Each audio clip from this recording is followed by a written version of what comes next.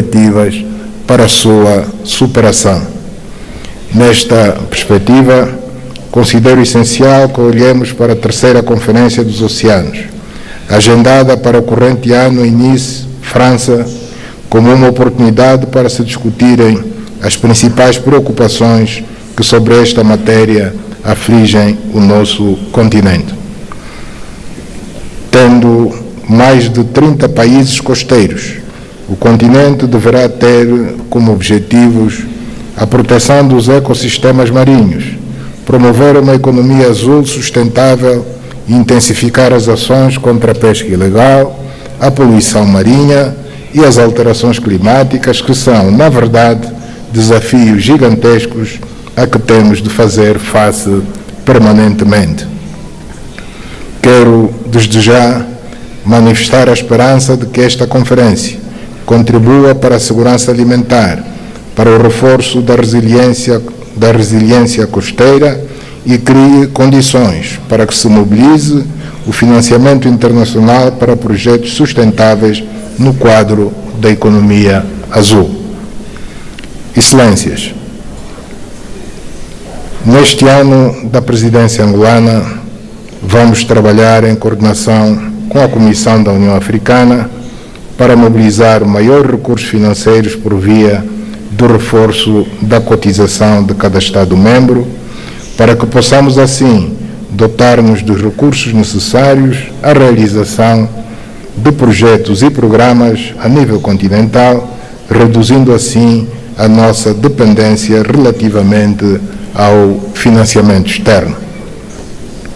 Excelências, minhas senhoras, meus senhores, estamos a viver um ambiente internacional extremamente desafiante em face dos nefastos efeitos dos conflitos que o continente enfrenta, bem como dos que vive o leste da Europa e a região do Médio Oriente.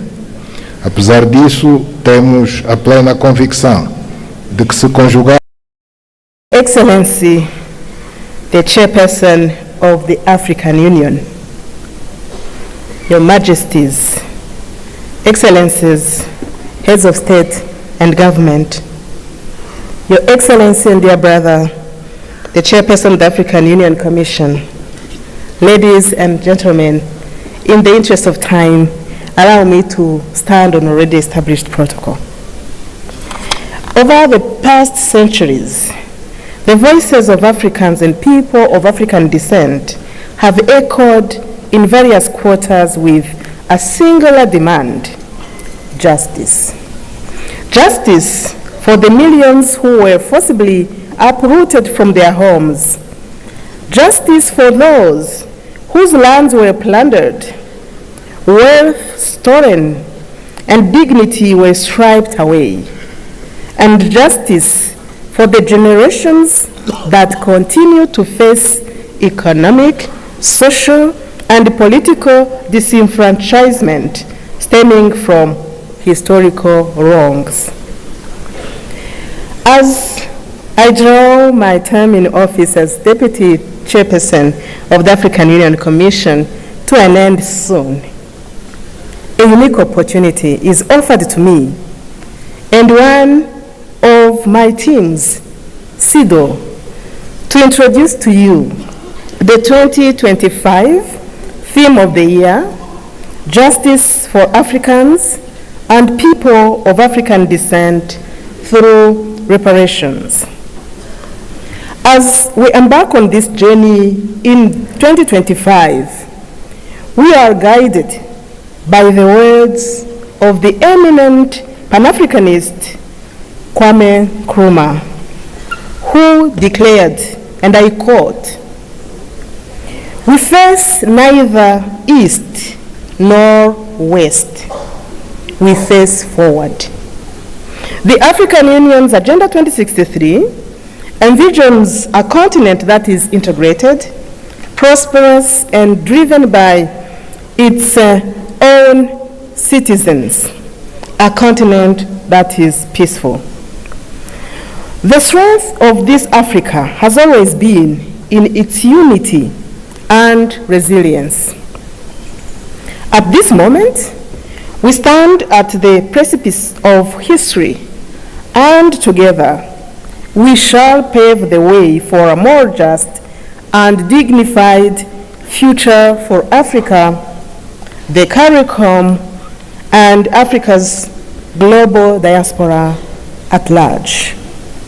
Your Majesties, Your Excellencies, as I conclude, since I'm not the one to deliver the high-level message, we have two leaders who will do it in just a short.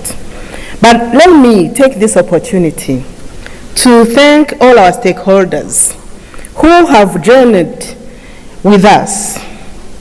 Thank you, Ghana, and our champion, President Mahama, for inspiring the African Union with this theme. I wish to thank you, my dear brother Musa Faki, for your leadership and support. But through you also acknowledge our teams who have worked hard around this theme of the year. Especially, I wish to recognize two ladies. Madam Coleman from your cabinet chairperson and Angela from CEDAW. You did an amazing work. Special appreciation goes to Her Excellency Mia Amor Motley, Prime Minister of Barbados and Chair of the CARICOM Authority. You have traveled all the way from home to another home to join us in today's launch. May I now invite you, Your Excellency, to come to the podium and address this august assembly. I thank you.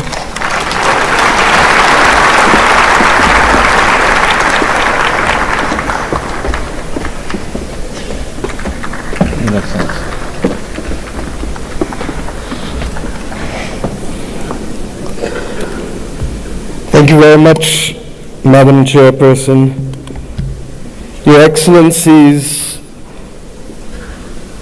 and may I start, Chairperson of the African Union, President of Angola, Your Excellency, Prime Minister of the Federal Democratic Republic of Ethiopia, and our host, Dr. Abiy Ahmed, Your Excellency, outgoing Chairperson of the African Union and President of the Islamic Republic of Mauritania, Your Majesties, Your Excellencies, Heads of State and Government of the African Union, and First Ladies present, Your Excellency, the President of the Palestinian Authority, Your Excellency Antonio Guterres, Secretary General of the United Nations, Your Excellency Musa Faki Mohammed, Chairperson of the African Union Commission, Your Excellencies, former heads of state and heads of government of the African Union, distinguished delegates, ambassadors, and guests all. I stand here clothed in the spirit of the battles of Adwa, conscious that it was that battle within 24 hours that shook the confidence of the powers of Europe, but inspired the people of Africa and the children of the African diaspora that good would prevail over evil and light over darkness, but only in the context of our unity. I stand here conscious that it was that battle that forged the beginnings of Pan-Africanism that eventually led to the movement for independence and the destruction of the colonial powers to give us not full development and power, but the first steps of political independence. I stand here conscious and buffeted by the dreams and works of the great Pan-African pioneers, and conscious that as a children of the Caribbean, we have long dreamt for the moment of unity with our brothers and sisters of Africa. A division that was secured by those whose success and survival depended on separation of us rather than on the ability for us to act as one common people.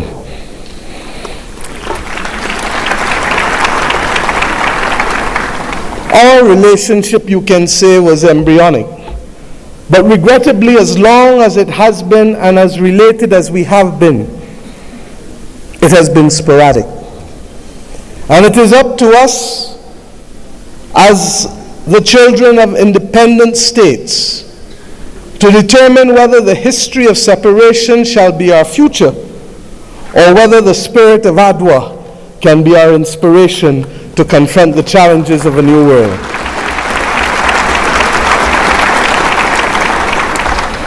Yes, I stand here as a daughter of Africa. I stand here equally as a proud Prime Minister of Barbados, a country which is the first landmass that you reach after you leave this great continent of Africa.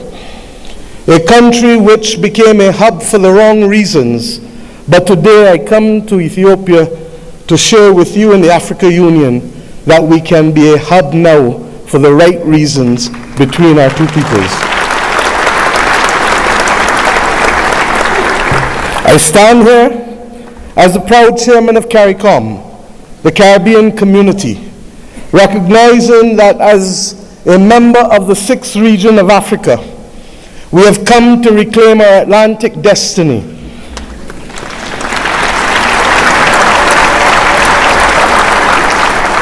We have come to ensure that the very futures of our people are different and will not once again be determined by a middleman who will ensure that the Middle Passage is one that sees our people at the bottom of the ocean's floor of the Atlantic or in the fields of the plantations of the Caribbean,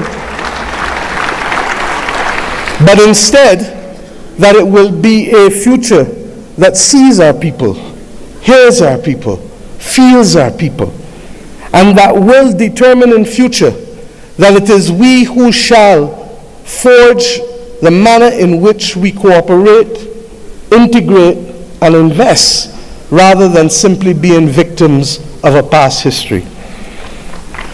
I stand here equally as the chair of the V20, 70 countries across the world that are climate vulnerable, 40% of whom come from this great continent of Africa, recognizing that it is only through unity that we can confront the existential crisis of our generation, that of the climate crisis.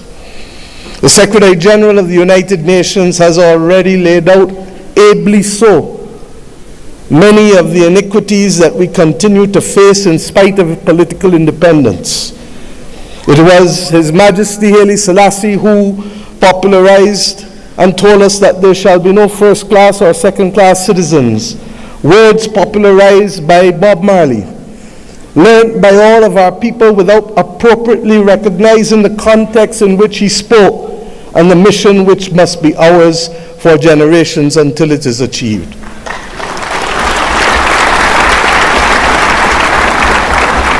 He told us that there would be war if there were first-class and second-class citizens. He told us that there would be war if the color of our skin was more significant than the color of our eyes. And we see here in the continent the continued descent into conflicts born out of ethnicity differences, born out of a mad grab for resources, not invariably for our own benefit, but for the benefit of others who seek to use our people as pawns in the determination of their own future. But we stand here as proud people, and we have enough among ourselves to know the difference between right and wrong, and to forge a future that is not for a few, but for the many. Indeed, as the world confronts the climate crisis, it is the poorest of the poor who remain the most vulnerable to floods and droughts and hurricanes. It is the poorest of the poor, and soon to be the middle of the middle, who will no longer be able to access insurance and therefore to be able to forge ahead with development if we do not make changes. We have examples of a partnership that have worked for us, not just from the spirit of ADWA and the conquest and the rise of the Pan-Africanist movement in our history, but within recent times. During the COVID-19 pandemic, it was the African Union, under the leadership then of President Ramaphosa, and with the assistance of Dr. Tedros of the WHO, that recognized that the Caribbean, which was being marginalized by denial of access to basic therapeutics, basic medical equipment, to vaccines, that we should not be left as pariahs on the global landscape, but that our brothers and sisters in Africa would bring us through the Africa Medical Supplies Platform to be able to ensure that we could secure for our own people.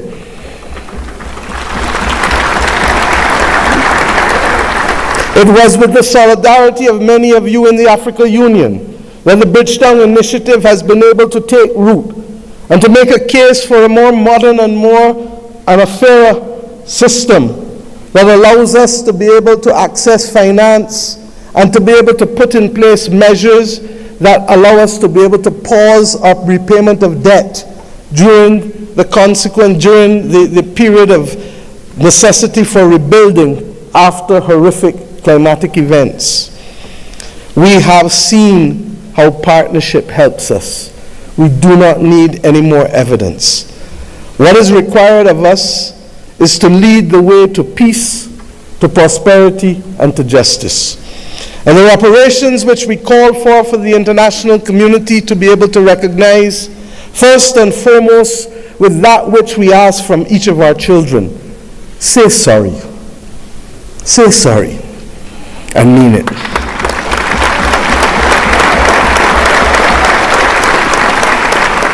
And after you say sorry, recognize that the future of the world is not possible without the stability of Africa and its diaspora. For as long as hypocrisy and double standards remain, it will be impossible to secure stability and peace in any nation across the earth.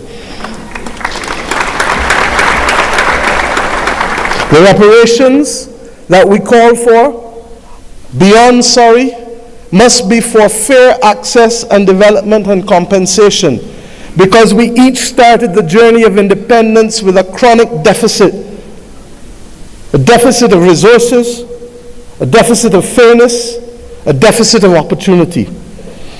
And it is up to us, many of us in the second and third generation of independence, to be able to frame out fairly in a mature conversation what those reparations must look like if we are to attain justice and to inspire the young people of this world that good must always prevail over evil. But it is not only the reparations that we ask from the international community, because we ourselves must repair the damage that was foisted on us. The notion that transit visas, begging for them, must be the lot of our people in order to move across this world cannot be something that gives us satisfaction.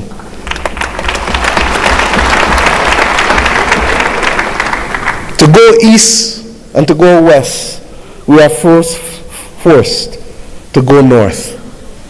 It is not right.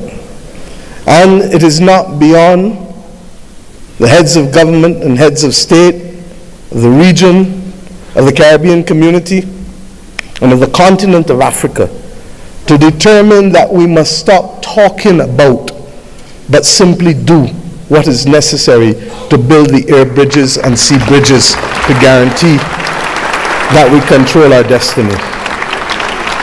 I ask us to reflect on this because it is this simple act, apart from our music and our culture and our food, that will guarantee that it is not simply heads of government and heads of state that will meet in Accra or Bridgetown, but it is ordinary people who will be able to trade and to move from the closest point of Dakar to the closest point of Bridgetown, to be able to open up the opportunities that technically ought to be available not just simply through the Africa Free Trade Area or the CARICOM single market and economy, but through the combined opportunities provided by both. I ask us equally to recognize that in an era where AI is threatening to redefine what humanity can do and even if we can survive, that it is not ours to be the victims once again of technology as we were with gunpowder, but it is for us to help shape the future of the world, because more often than not it is Africa and its people who have brought the humanizing forces to bear on civilization.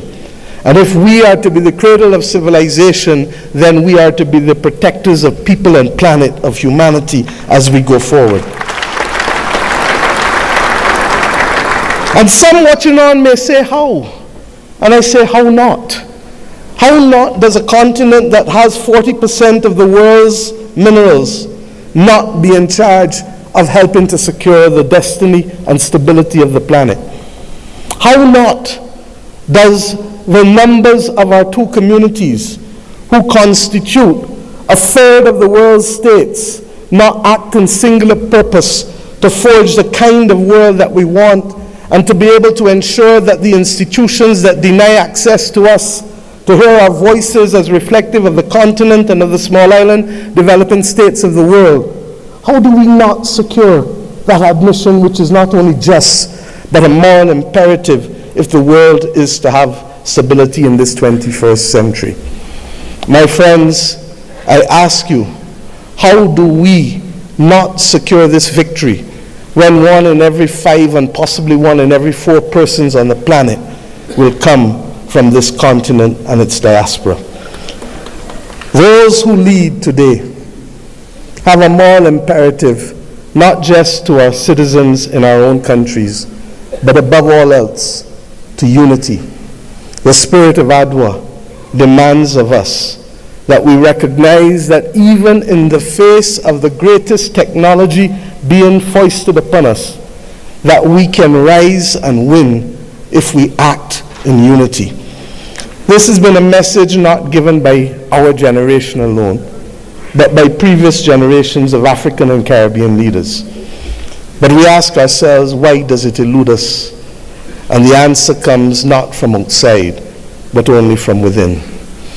When I speak of the USA with affection, I do not only want to speak of that which is known in the Americas.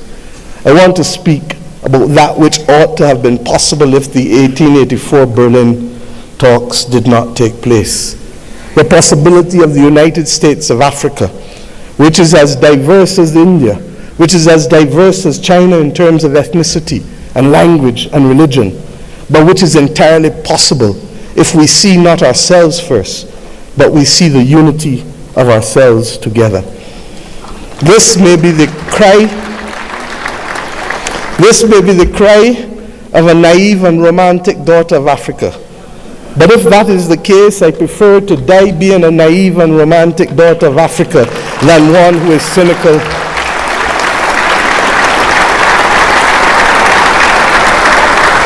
and one who is daunted by the actions and power of others.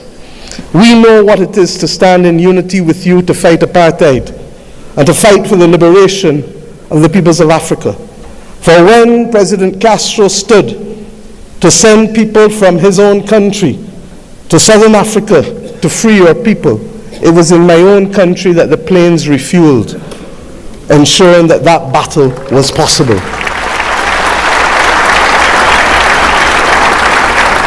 And when 100 years ago, almost, a Barbadian man and woman left our nation and left the United States to come here, Arnold and Mignon Ford, he wrote the anthem and lyrics of the anthem of the United Negro Improvement Association, UNIA, and his wife dared to establish a co-educational school here in Ethiopia, ensuring that boys and girls could receive education in a time and at a time when war was dominating the global landscape. They chose to see light rather than darkness.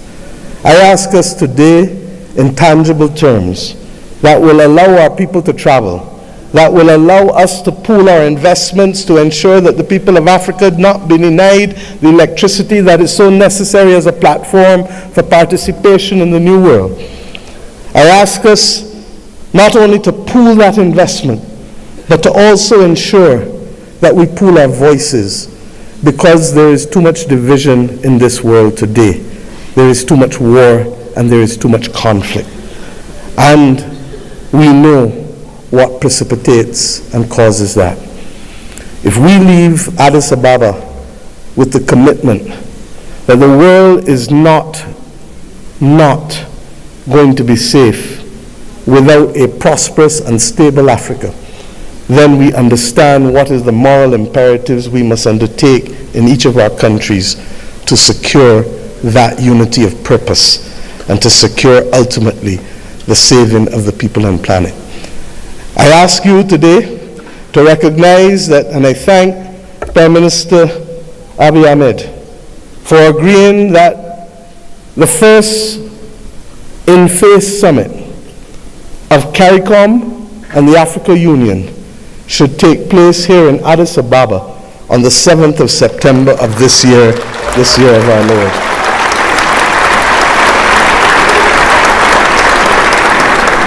By that simple act, we build on the inaugural summit which took place virtually in 2021.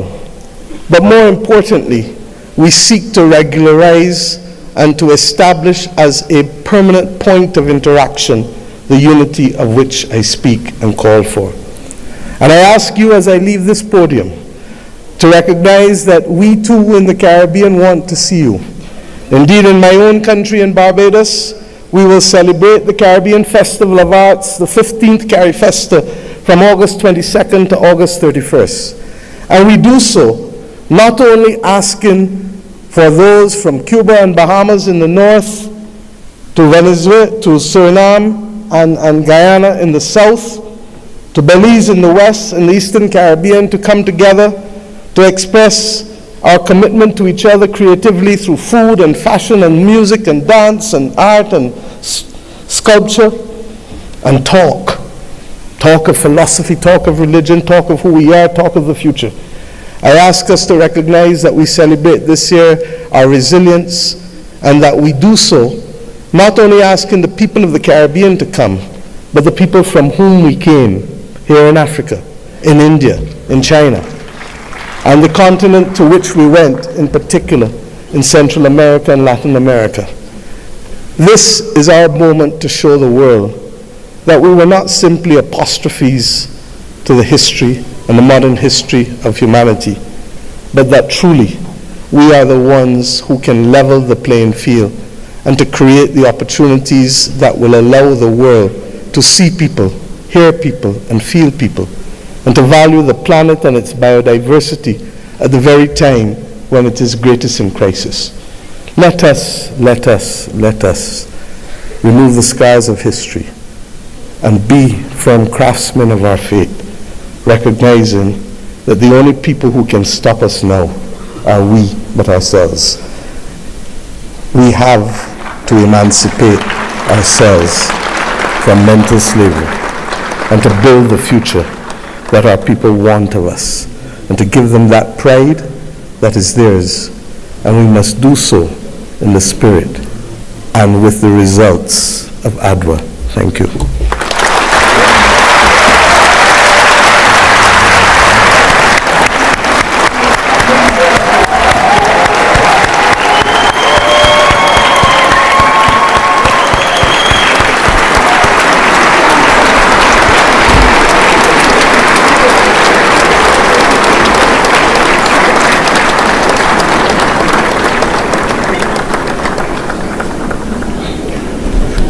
Thank you, Your Excellency, Prime Minister of Barbados, Chair of the Caribbean Community, CARICOM, for a global call for the African Union theme of year 2025. It is my distinct honor to welcome now His Excellency John Mahama, the President of the Republic of Ghana, as the African Union leader on advancing the cause of justice and payment of reparations to Africans. Your Excellency.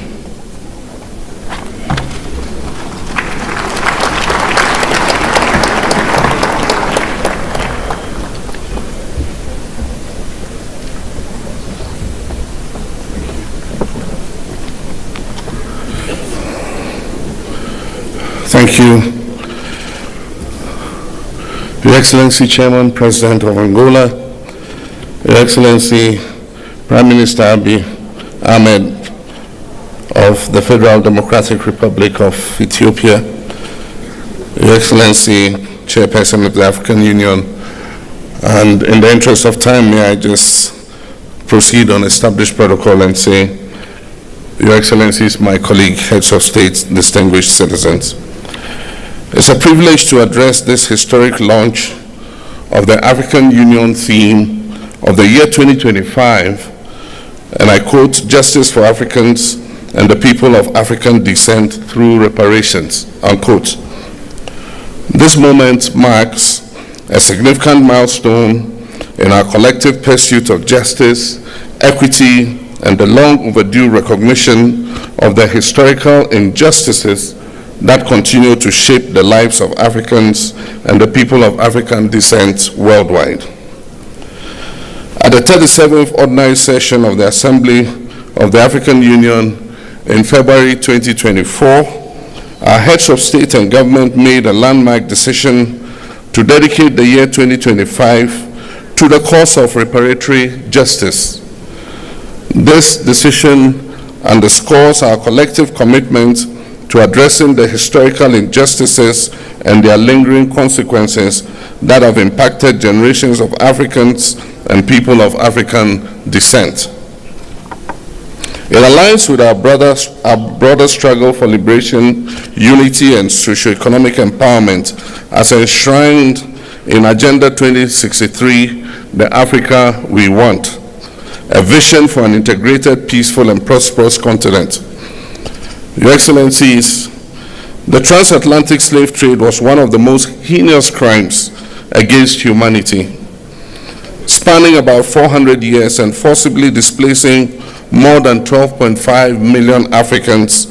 It is estimated that at least 2 million of our compatriots perished during the Middle Passage alone. The legacy of this brutal system, along with colonialism, apartheid, genocide, and new colonial exploitation, have left deep and enduring scars on the fabric of our societies. Today, the descendants of enslaved Africans continue to face economic disparities, social inequality, systemic discrimination, and racial prejudices. Addressing these challenges require more than just acknowledging them. It demands action. The economic impact of colonialism on Africa has been profound. Historical estimates suggest that the continent lost trillions of dollars in both human and material resources due to colonial exploitation. The forced extraction of wealth, which included minerals, cash crops, and labor, deprived African nations of the capital and infrastructure necessary for sustainable development. Colonial policies intentionally stifled industrial growth, leading to a dependency on foreign economies that persists even till today. The systemic plundering of Africa's natural resources, coupled with the disruption of traditional governance structures, has resulted in lasting consequences, worsening poverty and the development and inequality throughout the continent. In November 2023, Ghana hosted the Accra Reparations Conference, a historic gathering that brought together African heads of state, scholars, and representatives of the global African diaspora to advance the reparations movement. This conference reaffirmed the urgent need for comprehensive reparatory justice and laid the foundation for stronger advocacy and policy frameworks. It provided a platform for dialogue on the financial, cultural, and social restitution necessary to address the enduring effects of slavery and colonialism. The outcomes of this conference served as a guiding pillar for our collective efforts moving forward. The 2025 AU theme of the year is therefore a call to galvanize efforts towards reparatory justice. It is an appeal to ensure that the dignity, rights, and well-being of Africans and their descendants are fully restored. Reparations involves not only financial compensation, but also restitution, rehabilitation, and guarantees of non-repetition for the abuse of fellow human beings. It is also about truth-telling, historical accountability, and the restoration of agency to those who have been marginalized for centuries. Your Excellencies, ladies and gentlemen, the call for reparations, while including, extends beyond financial redress to encompass addressing structural inequalities, ensuring educational and economic opportunities, reclaiming cultural heritage, and amplifying the voice of Africa and the diaspora communities on the global stage. Achieving justice requires multi-stakeholder collaboration. Today's pre-launch event serves as a crucial platform for concertedly rolling out constructive consultation, dialogue, and partnership. We welcome the participation of AU member states, regional economic communities, the global African diaspora, civil society organizations, academia, the private sector, and international partners in this transformative endeavor. The African Union Commission, in collaboration with key partners, have developed a concept note and revised the roadmap to guide the implementation of the reparations agenda. This initiative will further the aspirations of Agenda 2063, fostering an Africa that is self-reliant, just, and inclusive. Through this launch, we seek to, among other things, mobilize political will and commitment towards reparatory justice and racial healing, present and discuss the roadmap for implementing the 2025 theme of the year, foster partnerships among AU member states, diaspora communities, and like-minded international allies, engage stakeholders in resource mobilization efforts to support reparations initiatives across Africa, elevate awareness and advocacy to ensure sustained engagement beyond 2025, encourage dialogue and knowledge sharing among experts, policymakers, historians, and affected communities, and finally, to ensure an end to the culture of silence and denial on racism and colonialism. Your Excellency, the work ahead requires a unified voice, a clear strategy, and unyielding commitment. Today, we reaffirm our commitment to working together to develop policies and frameworks that will support reparations efforts across Africa and beyond. We must continue to advocate for stronger legal and institutional mechanisms at the national, regional, and international levels to ensure that reparatory justice for the historical trauma inflicted on global Africa is not just a conversation, but a reality. Your Excellencies, ladies and gentlemen, to conclude, I wish to express Ghana's unwavering support for this critical initiative. Let us seize this moment with the determination it deserves as we work together towards a future that is fair, that is just, and equitable for all Africans and people of African descent, and by natural extension, the uplifting of all humanity. I thank you.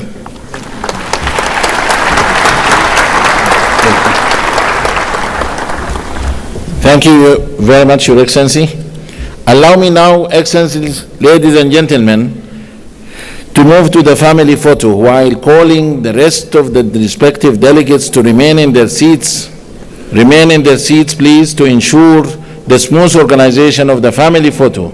Allow me this time to call Excellencies and Honorable Heads of States and delegates in an organized manner to proceed to the photo session location. Allow me now to start by calling distinguished presidents from Liberia, Libya, Madagascar, and Malawi. Please follow our protocol team to the family photo. There is only one door open for the family photo, which is gate number 5. Please, protocol teams, lead our leaders to the family photo. And then the second row, please.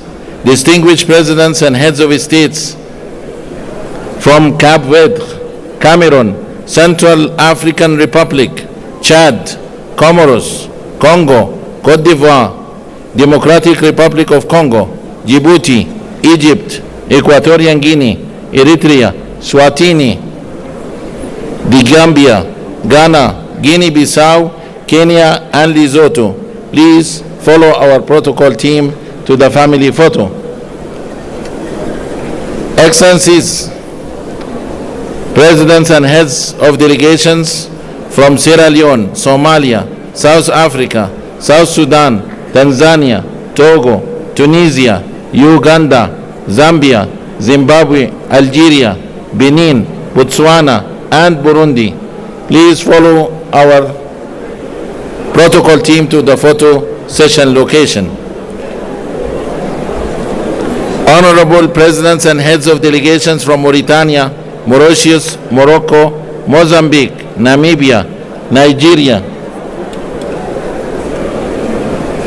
Rwanda, Sahrawi Republic, Sao Tome and Principe, Senegal, Seychelles, please follow our protocol team.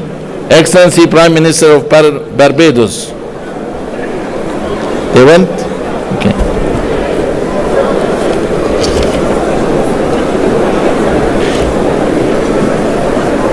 Okay, with that, I thank you all for your time and I wish you fruitful deliberations. They didn't wait. Nobody wait.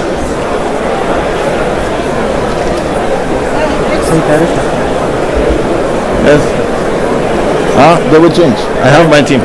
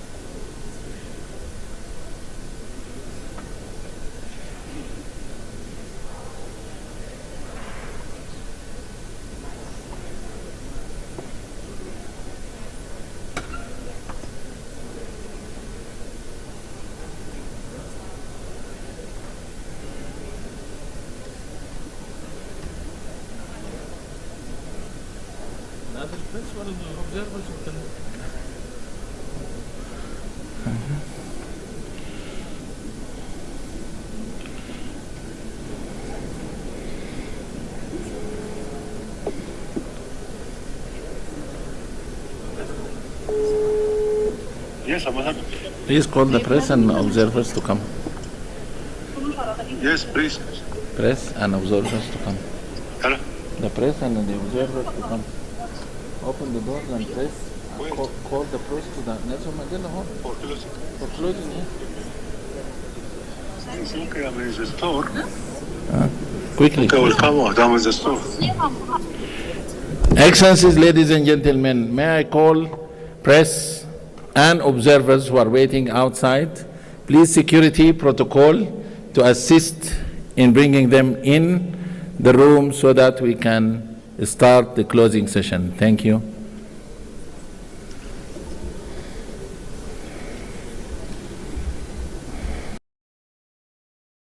For anyone with dementia, do not drink warm water. Did you know that memory loss is not a condition of the mind? Most people don't. Here's the